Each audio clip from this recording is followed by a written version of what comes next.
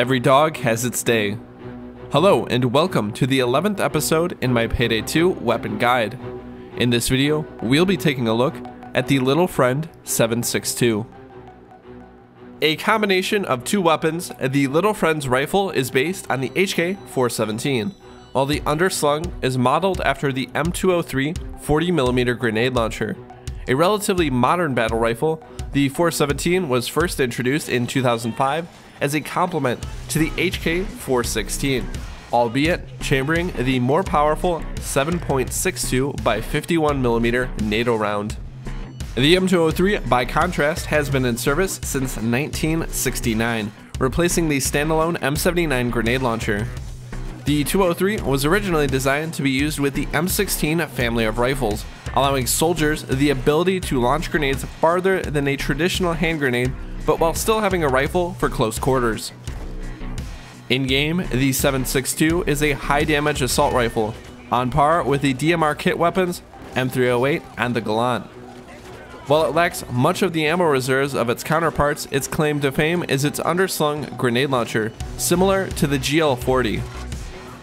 Base damage for the rifle comes in at 160, while the 203 deals the same amount of damage as the GL40 at 1300. The 417's high base damage makes it very effective on higher difficulties, and can effectively handle special units to include bulldozers. While cloakers and tasers may survive a single grenade blast, their comrades may not be so lucky.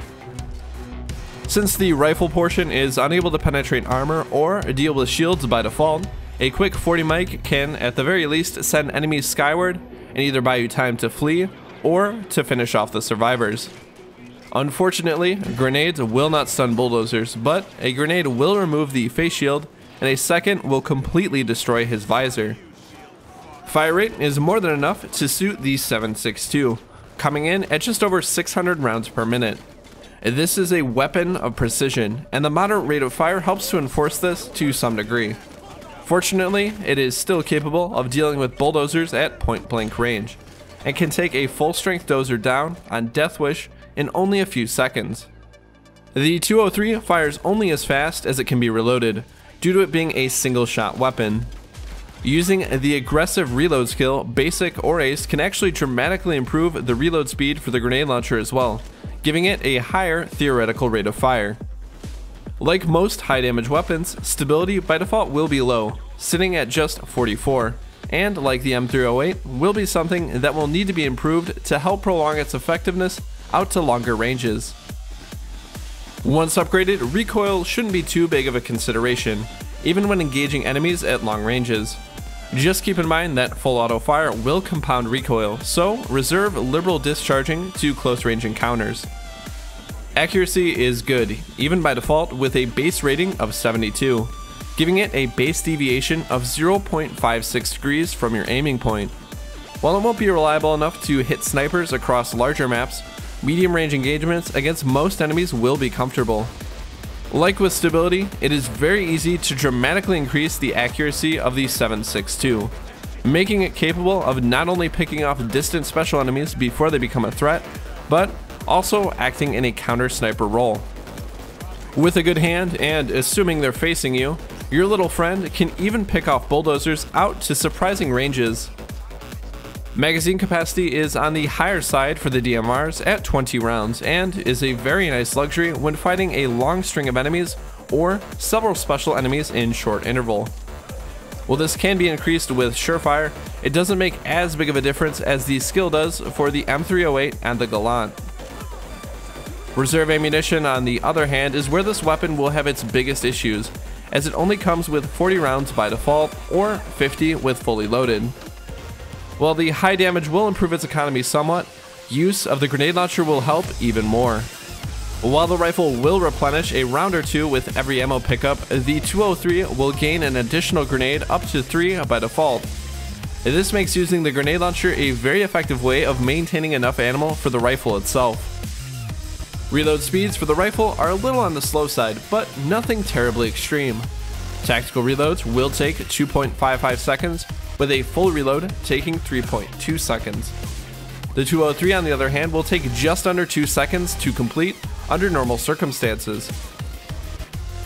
Paired with aggressive reload, both the rifle and the grenade launcher's reload speed will be dramatically improved, and can make reloading far less tedious, especially since the aced version requires only a single headshot to activate for an entire 4 seconds.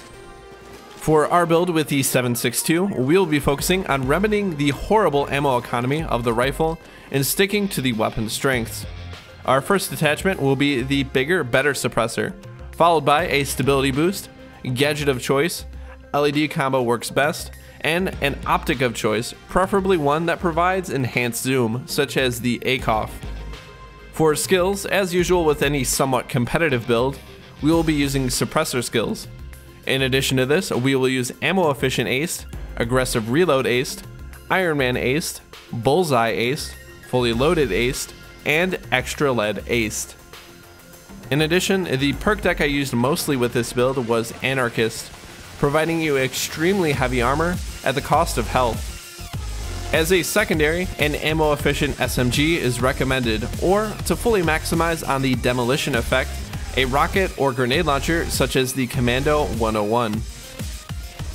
Remember to focus on headshots in order to help preserve ammo efficiency with the rifle. The 7.62 is an odd weapon to use compared to its competition. However, the extra utility of a grenade launcher can help in dealing with crowds, as well as dealing with shields and captain winners. Be sure to reload the grenade launcher after firing to avoid any awkward switching to an unready weapon. Overall, this unique weapon can be a devastating 1-2 punch if used correctly, allowing it to take on any challenger, big or small. However, its lack of ammo reserve and awkward and sometimes buggy grenade launcher limit this weapon in some ways. Despite this, in the right hands, your little friend can pack one hell of a punch. Thank you very much for watching. As with the last episode, voting will be held on my Twitter page for the next weapon to be reviewed. But until next time, happy hunting.